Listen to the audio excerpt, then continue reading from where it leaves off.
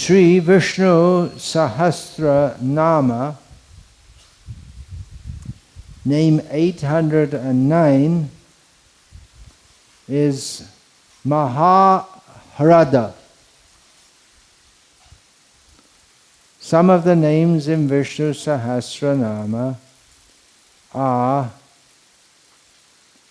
relatively easy to understand. The name before this was Sarvavagishvareshvara, which is a long name, but it's not that difficult to understand. Oh, we had Sarva Vijjayi, which seems like it's easy to understand until you unpack it.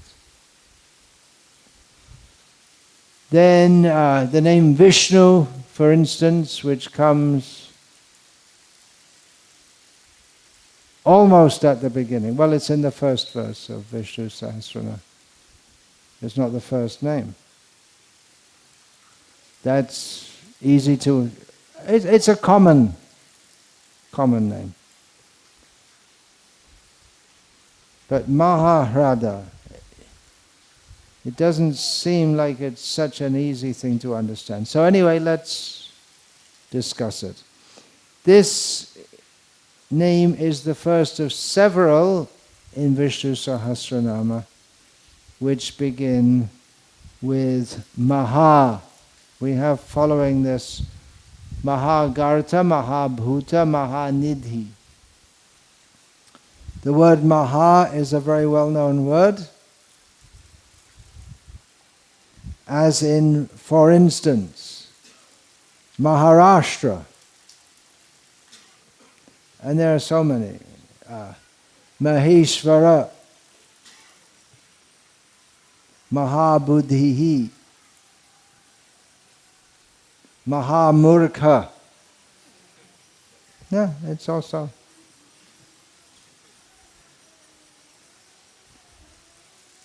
Probably there are more Mahamurkhas around than Mahabuddhis. I guess Mahabuddhiman. Anyway, Maha is very well known. It's means great. It greatly intensifies the words that follow, so it can be called an intensifier. Right? Is that the right word? Intensifier. Which is a certain kind of adjective, I suppose, or could be an...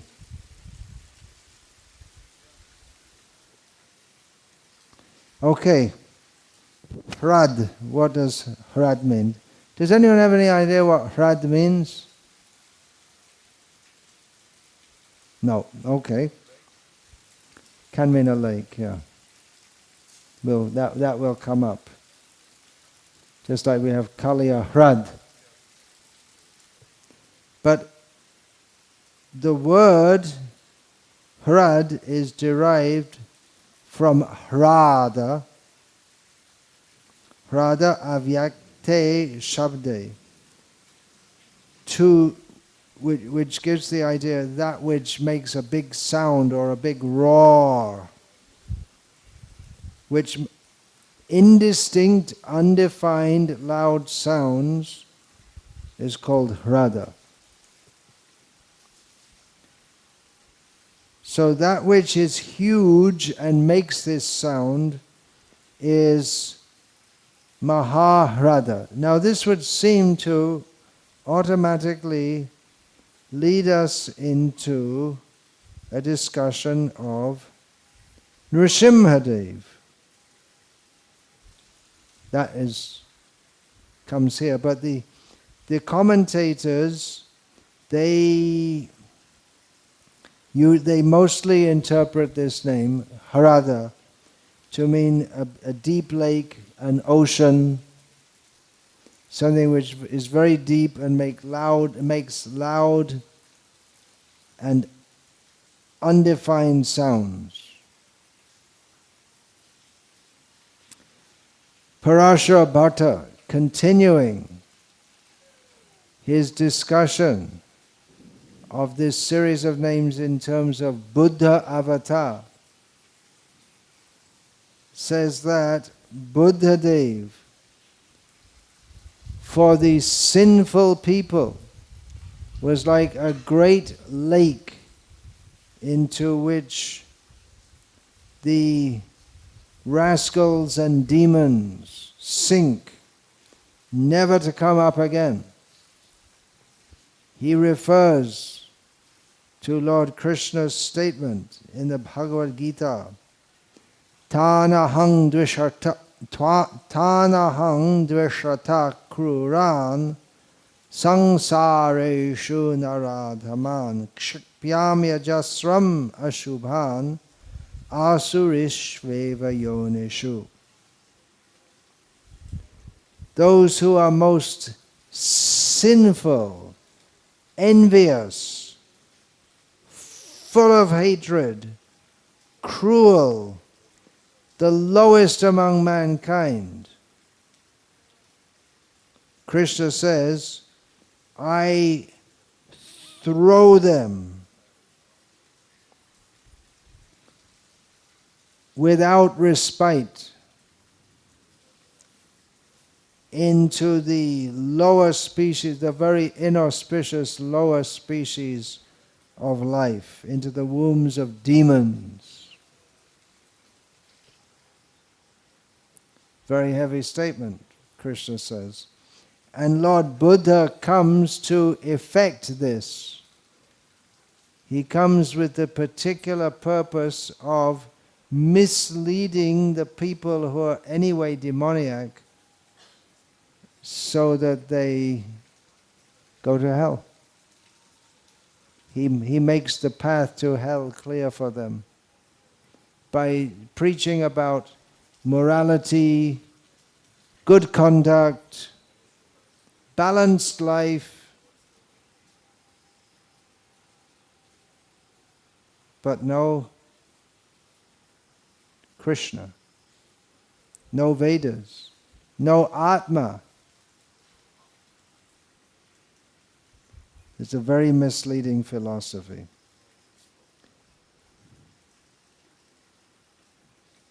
Another commentator, V.V. Ramanujan, says that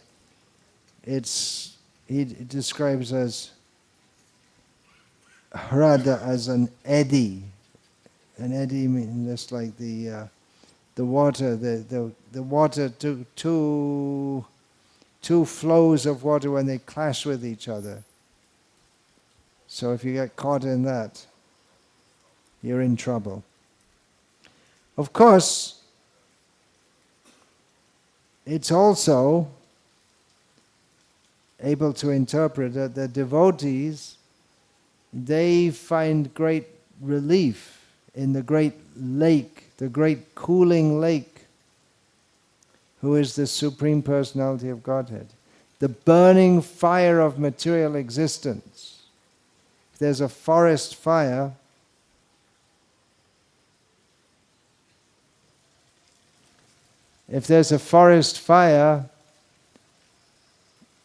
and in the forest there's a lake, then the bigger animals, like the elephants, they can go to the lake for relief. They can enter the lake and be saved. However, remembering the story of Gajendra in the Bhagavatam, you enter the lake for relief from the summer heat, and there may be a crocodile in the lake. I saw a video, there's all these wildlife videos of an elephant being chased by lions. So the elephant went in the lake, and the next thing is the crocodile has caught his trunk. So it's really a case of Mare Krishna Rakhe Ke. And there's another one a devotee showed me of a buffalo calf, wild buffalo calf, presumably in Africa. He's with a group of buffaloes, a buffalo family, and they're just going along on the side of a lake, and they come across a pride of lions. In English, a group of lions is called a pride of lions. And the lions, it doesn't seem like they're very hungry, but anyway, they jump up, and the buffaloes run away, and the lions come behind them, and the little baby buffalo, the buffalo calf, gets caught. So they catch him, and they just start gnawing away on his leg and this and that. And somehow what happens next is that the buffaloes run away, and they come back with many more buffaloes, which means they must have spoken buffalo language and said, "Hey, our baby buff got caught by the lions." So a whole bunch of buffaloes come, and they look a little afraid, but they want to get their baby back. So they're with their horns, and then anyway the baby gets released and then falls in the lake. Oh no, the baby, I can't remember exactly, the baby's just on the edge of the lake, and then a crocodile comes up and grabs the leg of the baby buffalo. And then the crocodile is trying to pull him in, and then the other buffs are trying to pull him out. And eventually he escapes, and he runs off with all the other buffaloes. So that was really okay. So on the one hand you have the elephant who's caught, he escapes from the lions, but he's caught by the crocodile. And here you have a buffalo who's caught by the lions, escapes, is caught by a crocodile, and somehow gets away from that and limps off with the others. So it's really a case of Rakhe Krishna Marike, Mare Krishna Rakhe Ke, Rakhe Krishna Marike, which is a bit off the subject. Just stories of animals in lakes. Talking about animals, you're telling me how the jackals here they're like more tame and they're not afraid. I have a theory about that, which is again nothing directly related with Vishnu Sahasranama. But it used to be that the jackals would eat the dead cows. You used to see the cows would die in the field, and you just see the skeletons left over because the jackals come and clean them out. But nowadays the cows don't die, they die in the slaughterhouse. So I suppose the jackals have to come around humans more to get their food, and so they're not afraid because the humans kind of tolerate them. That's my theory. Evolution in practice. Anyway, the Supreme Personality of Godhead is like a deep lake where the sinners drown, and he's also a deep lake where the devotees get great comfort and refreshment. There was one devotee called Bhakti Richard who came from America. This is in the 1970s when Srila Prabhupada was present. He didn't take initiation from Srila Prabhupada. I don't think he took initiation from anyone. But he went to live at Radha Kund. And what I heard about him, he would take bath in Radha Kund about 50 times a day in the summer season, because it's so extremely hot there. So it wasn't exactly for spiritual purposes, but he got some relief from bathing in Radha Kund. Get cooled down. The great lake called Maha, hradah is so pure and clear and sacred. We're reminded of the description of Bindu Sarovara in the 3rd canto of Bhagavatam. We hear that Karma Muni was meditating on the bank of Bindu Sarovara, and it's a nice description of how the water is very clear and pure, and then all the nice birds are there and nice foliage and a very suitable atmosphere for transcendental meditation. So the Supreme Personality of Godhead is that, just like that. When I went to Bindu Sarovara in Bhuvaneshwar, I thought it might be like that, but it's not exactly the same nowadays. It's just like you hear the description of Vrindavan in the Bhagavatam, and then you go there and it's, well, when we first went there, it was, everything was all broken down and run down, and pigs here and there, and smelling of sewage, there's open sewage, and it was a bit of a shock because you were expecting to see fields and forests and cows. And nowadays it's like an extension of Delhi in many ways. It's very urbanized and commercialized, and you might get a shock. It's not exactly the same. So the Supreme Personality of Godhead is the eternally pure, clear lake in which we can take relief from the heat. Being born in this lifetime in England, which is a country which rarely gets very hot. It has more recently, they say it's global warming and this and that.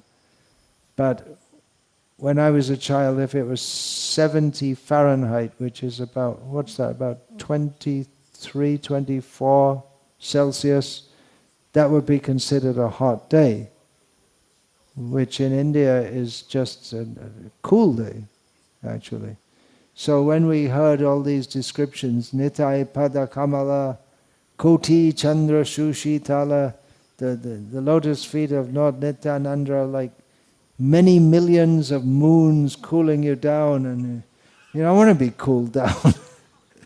It doesn't. The description doesn't appeal to us so much. Now I understand. It's easier to understand. Just we had cooling rain here. Otherwise it was very uncomfortably hot and humid this afternoon. Regarding the cooling lake, here is a description from Sri Chaitanya Charitamrita in the concluding words of Madhya Lila. Krishna Bhakti Siddhantagon Jate Prafula Paddaban Tar Madhu Kari Ashadan Prema Rasha Kamudda Bane Prafulito Ratri Dine Tate Charao Mono Bringagon. This is written in the imperative. I'm telling you, you must do this. You should do this. Although Srila Prabhupada has cast it in the terms of I request. What's that? What's that called? Sorry, I'm always putting you on the spot. I just presume you know everything. If someone's got the reputation of a Sanskrit scholar, it must be a really tough thing because people think you know everything.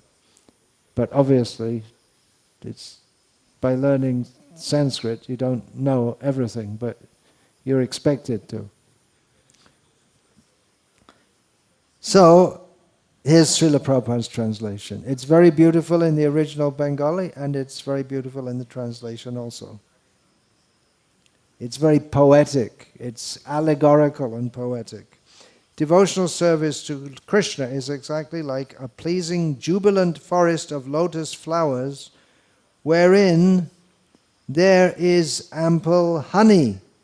I request everyone to taste this honey. the original Bengali, tar madhu kore ashadan. So it's more like telling you, you should do it. But Srila Prabhupada has cast it in a somewhat different mood. If all the mental speculators bring the bees of their minds into this forest of lotus flowers and jubilantly enjoy ecstatic love of Krishna day and night, their mental speculation will be completely transcendentally satisfied. So where's the lake? Let's go on. Nana bhabe bhaktajan hangsha chakra bhakagon jate shabe koren biha Krishna keli shumernal jaha pai sharvakal bhakta hangsha kore aha. Still no mention of any lake, but there's mentions of hangsha, chakrabaka, which are water birds. The devotees, Srila Prabhupada's translation, the devotees who have a relationship with Krishna are like the swans and chakrabaka birds who play in that forest of lotus flowers. The buds of those lotus flowers are the pastimes of Krishna, and they are edibles for the swan-like devotees. Lord Sri Krishna is always engaged in his transcendental pastimes. Therefore, the devotees following in the footsteps of Sri Chaitanya Mahaprabhu can always eat those lotus buds, for they are the pastimes of the Lord. It's probably, you have to read it to catch it, because there's a lot being said there. Then, She Sharobare Gya, there where we got the Maha hradah, Sharovara, which means a large lake. So it's been implied with the swans and the chakravakas, it's been implied, and now it's specifically stated. She Sharobare Gya Hangsha Chakravaka Hoya Shadatahang Karaha Bilash Khandibe Shakal Dukha Paiba Paramashuka Anayashe Habe Premolash. All the devotees of Sri Chaitanya Mahaprabhu should go to that lake. Which lake are we talking about? It's the lake of, actually it's Chaitanya Charitamrita. Krishna Bhakti Siddhanta Gun. It's the lake of, allegorically, the personalities who personify all the truths of Krishna consciousness. So all the devotees of Sri Chaitanya Mahaprabhu should go to that lake, and remaining always under the shelter of the lotus feet of Sri Chaitanya Mahaprabhu, become swans and chakravaka birds in those celestial waters. They should go on rendering service to Lord Sri Krishna and enjoy life perpetually. In this way, all miseries will be diminished. The devotees will attain great happiness, and there will be jubilant love of God.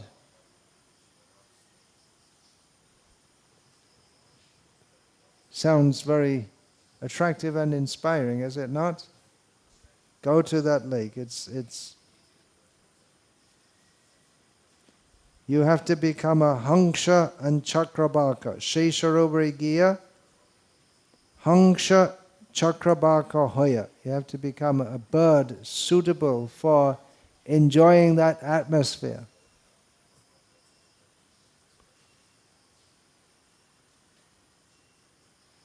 Anayashe habe premolash. Very easily we will attain the happiness of prem, love of Krishna. Sri Baladev Vidyabhushan says that Maha hradah means he is the great Mahat remover. Here he interprets hradah as remover. the great remover of distress for all those who seek liberation and are afflicted by the pains of material existence. So this is a completely different angle on the name Maha, hradah. The remover of distress for all those who seek liberation and are afflicted by the pains of material existence and who seek liberation. And then in this regard, it's quoted from the 108 names of Lord Krishna in Brahmanda Purana. One of the names is Sangsara Vairi, which means the enemy of material existence. Then, it seems that among the traditional commentators, none of them have invoked in this name remembrance of Nrsimhadev, but the compiler of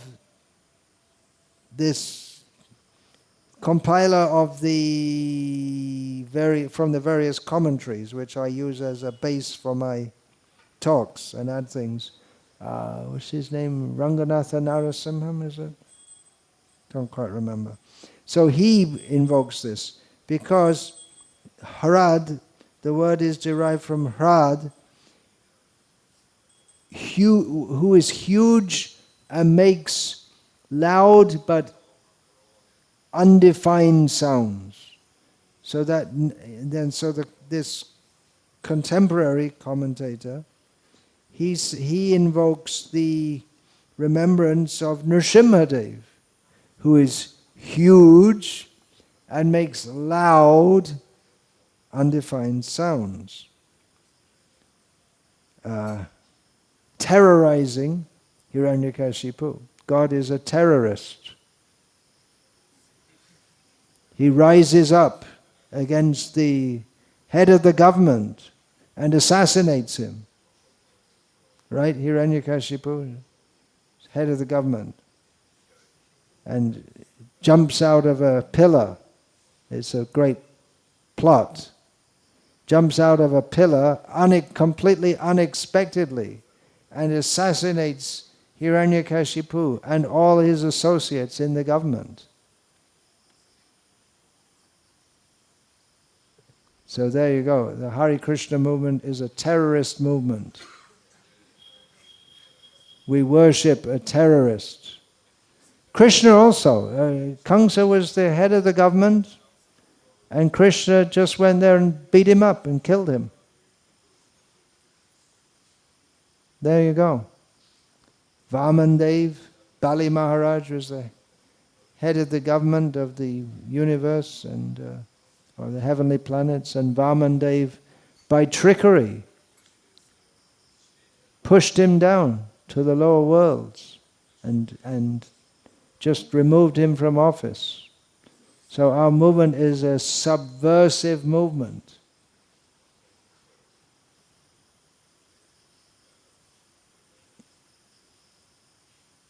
There you go. Revealed. It's recorded.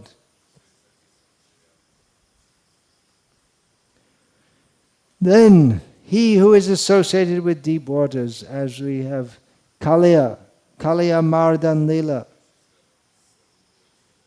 And that place where that took place is called Kaliya Hrad, the lake where Kaliya lived and where Krishna chastised Kaliya is called Kaliya Hrad. So Maha Hrad is Krishna inasmuch as he is associated with deep waters such as the Kaliya Hrad, which gives remembrance of the whole Kaliya Lila.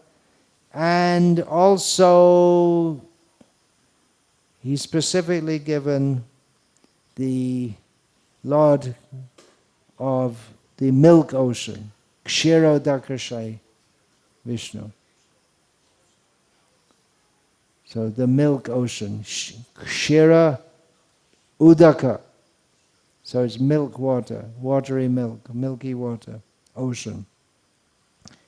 So specifically given the example of Kshirodakashai Vishnu, and we also have Garbhodakashai Vishnu, and Karanadakashai Vishnu. So they're all associated with very deep waters. So in that way, he can also be, that's another way in which the name Maha hradah can be understood. Sri Satyadevo Varshishta is one commentator who links, he interprets the names often in unique ways and often in relation to the Supreme Lord's activities within the material manifestation. Of course, it's also said that he doesn't have any activities in the material manifestation.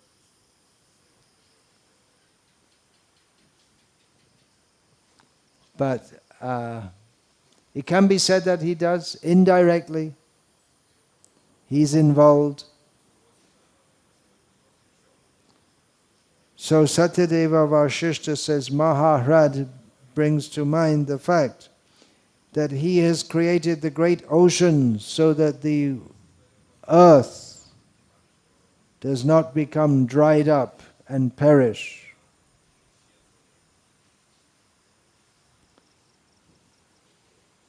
That in itself, the fact that the oceans are there and the water is evaporated by the sun, which forms clouds, in the evaporation process, the water is purified, and the salt doesn't come up, only the water comes up. And then it's scattered again on the earth, and in this way the salt preserves the water, because just like if you go back here to the Simantani Kund, you'll see that the water is covered with algae, because if the water is not moving, then it tends to it becomes stagnant and covered with algae. That's why the pukos in Bengal, if they're not regularly used, they tend to become like this one here. It becomes stagnant and covered with algae. So in the same way, the great oceans, they are regulated by nature. That there's movement within them. The moon has a great influence on the movements of the oceans. And within the oceans, exactly how it works, I don't know, but there are currents, there are deep sea currents. There may be subterranean volcanoes. These are also known in Vedic culture. That there's a term for that, right? Vadava means a subterranean volcano. How did the Vedic sages know about that? Must be knowledge from a higher source. And also we sing every morning, right? Those of us who make it to Mangalarti, Sangsara Dava Nalalita Loka Charnaya Karanya Ghana Ghanatvam Praptasya Kalyana Gunarnavasya Vande Guru Shri Charna Arvindam. It's invoking the analogy of the sun evaporating the ocean water and then sprinkling it on the earth. Well, how is that? That's just common knowledge in Vedic culture. How was that known without modern scientific advancement and investigation? But just in and of itself, the fact that the kind of life that we have on this planet is dependent on water. And there's such an arrangement for water. The water is preserved within the ocean by the currents and the salt, which is a preservative. And then, but we need fresh water on the land. And it's all there, and it's all arranged. And even the scientists who want to promote the theory that there's no God, they say, by nature's design. which kind of gives it away, doesn't it? That actually the design means there's a designer. And just that fact alone, if it wasn't for so many other facts about the nature of life on this planet, point to fine-tuning, which it's impossible to imagine. Well, it's not impossible to imagine because that's the standard, supposedly scientific take on reality. They do imagine that it all happened somehow or other. Not by chance. It's according to the Anthropic Principle. There's a name for it. It's called the Anthropic Principle. It means basically that, well, everything's the way it is, and that proves that it's the way it is.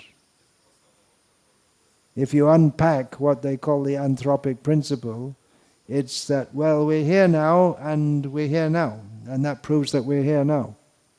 And it's science, and it's called the Anthropic Principle.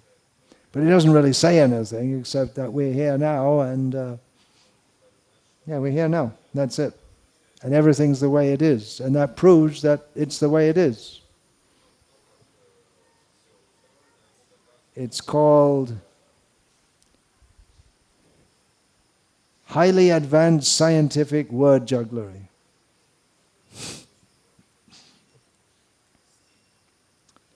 But it's actually more sensible to understand that everything is going along by the arrangement of the Supreme Lord.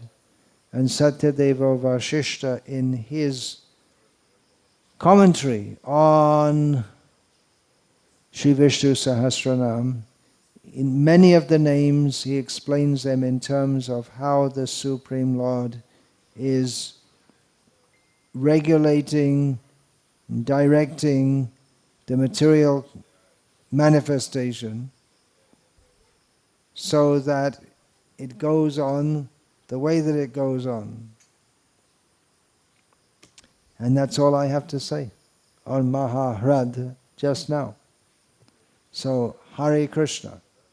All glories to Lord Sri Krishna, the Supreme Personality of Godhead, who, among many other names, is known as Maha, hradah, which means a great lake, which is understood in various ways, the great lake in which the sinners drown, in which the devotees get relief. It also brings us remembrance of, in a different interpretation, gives us remembrance of Nrsimhadev. It also means the great remover of distress for those who seek liberation. He who is associated with deep waters, as Krishna in chastising Kaliya, and the Purusha avatars lying on the oceans, and the regulator, director and provider of great oceans to keep the equilibrium of water supply, to keep this earth going along. Hare Krishna. Vancha kalpatarubhyascha kripa sindhubhya evacha patitanam pavanebhyo vaishnavebhyo namo namaha. Dante nidhaya churnakang padayo nipatya kritva chakaku shatametad aham bravimi. He sadhava sakala eva vihaya durat Gauranga Chandra Charane Kurutanuradaha Parivadatu Jano Yata Tatava Nanumukaro Navayang Vicharayamaha Hari Rasa Madira Madati Mata Bhuvi Vilutama Nartama Nirvishama.